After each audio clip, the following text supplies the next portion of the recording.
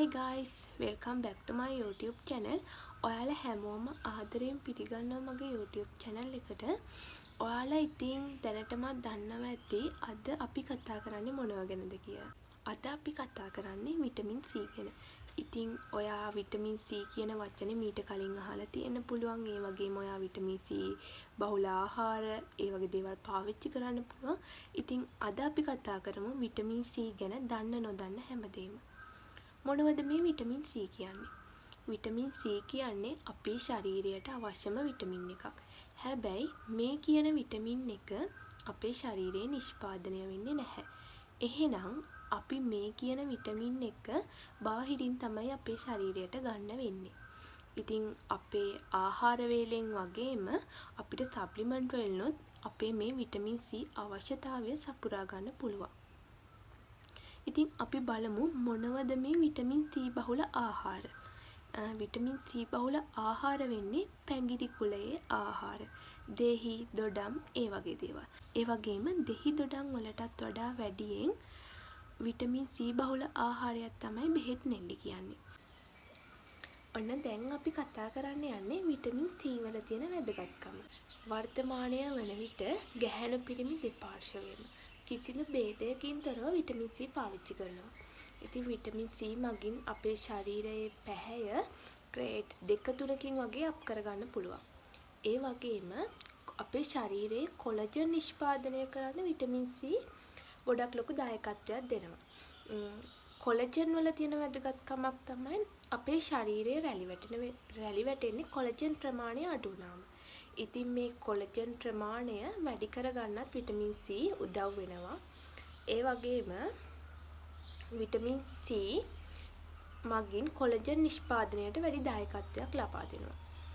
ඉතින් කොලජන් ගැන කතා කරපු වෙලේ මම කොලජන් ගැනත් පොඩි දෙයක් කතා කරන්නම්.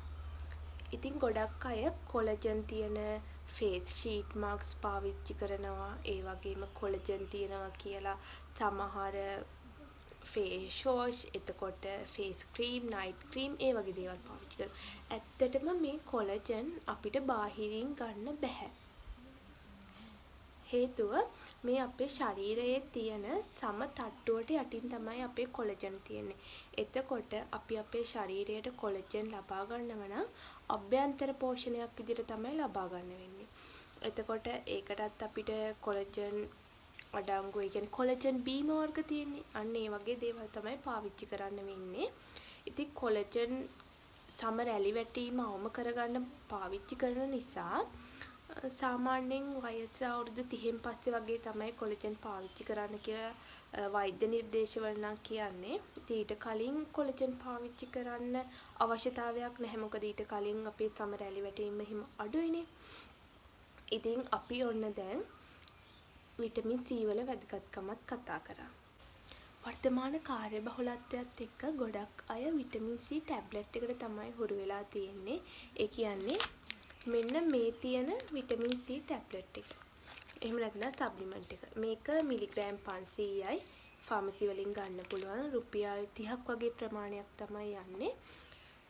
වෛද්‍ය නිර්දේශ අනුව දවසකට විටමින් C මිලිග්‍රෑම් 500ත් 2000ත් අතර ප්‍රමාණයක් තමයි ගන්න ඕනේ.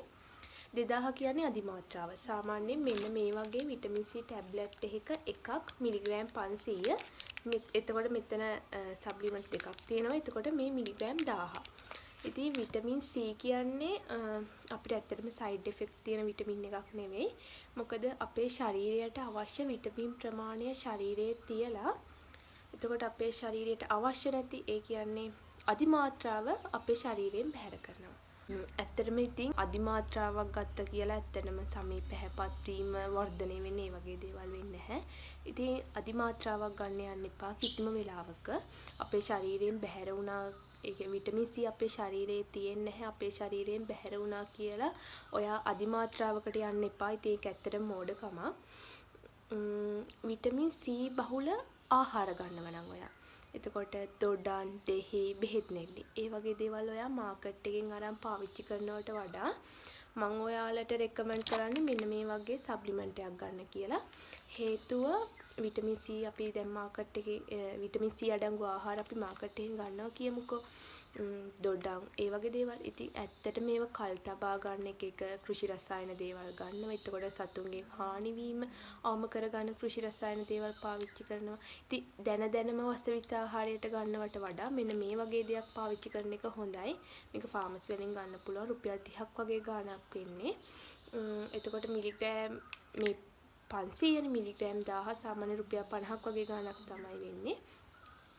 විටමින් C සාමාන්‍යයෙන් මාසයක් දෙකක් පාවිච්චි කරා කියලා ඇත්තටම ලොකු රිසල්ට් එකක් හම්බෙන්නේ නැහැ. අවම රිසල්ට් එකක් ගන්න නම් මාස 3ක්වත් අවුරුද්දක්වත් අතර කාලයක් පාවිච්චි කරන්න ඕනේ. ඩොක්ටර්ස්ලා වුණත් විටමින් C රෙකමන්ඩ් කරනවා. එතකොට විටමින් C ඔයා පාවිච්චි කරන්න ඕනේ කොහොමද? ඔයා විටමින් C උදේ නැගිට ගමන් හිස් බඩට බොන්න යන්න එපා. විටමින් C බහුල ආහාර වර්ග ගත්තට කමක් නැහැ. මෙන්න මේ වගේ ටැබ්ලට් පාවිච්චි කරනවා නම් උදේ හිස් බඩට බොන්න එපා. ඔයා ශක්තිමත් ආහාර වේලක් ගත්තට පස්සේ මෙන්න මේ විටමින් C එක පාවිච්චි කරන්න. ඒ වගේම අනිවාර්යයෙන්ම ඔයා දෛනිකව පානය කරන වතුර ප්‍රමාණයට වඩා විටමින් C පාවිච්චි කරපු දවසට පානය කරන වතුර ප්‍රමාණය වැඩි කරොත් හොඳයි. මොකද ගොඩක් අයට ගෑස්ට්‍රයිටිස් හැදෙනවා. ඒ කියන්නේ යාලා ශක්තිමත් ආහාර වේලක් ගත්තට පස්සේ විටමින් C පාවිච්චි කරන්නේ නැති නිසා තමයි ගෑස්ට්‍රයිටිස් තත්ත්වයක් ඇති වෙන්න පුළුවන්. ඉතින් හොඳ ශක්තිමත් ආහාර වේලකින් පස්සේ මෙන්න මේ වගේ විටමින් C සප්ලිමන්ට් එකක් ගත්ත කියලා ඔයාලට කිසිම අතුරු ආබාධයක් සයිඩ් ඉෆෙක්ට් එකක් වෙන්නේ නැහැ. අන්න ඉතින් මම හිතනවා මම විටමින් C ගැන මම දන්න හැමදේම ඔයාලත් එක්ක බෙදාගත්තා කියලා. ඉතින් මට සඳහන් කරන්න බැරි වෙච්ච අතපසු වෙච්ච කාරණාවක් තියෙනවා නම් ඔයාලට කමෙන්ට් එකක් විදියට දාන්න පුළුවන්. ඉතින් මගේ වීඩියෝ එක හොඳයි නම් ඔයාලට සබ්ස්ක්‍රයිබ් කරන්න පුළුවන්, ලයික් එකක් දාන්න පුළුවන්. ඉතින් මේ වගේ තව අලුත් වීඩියෝ එකකින් හම්බෙනකම් අදට ගිහින් එන්නම්.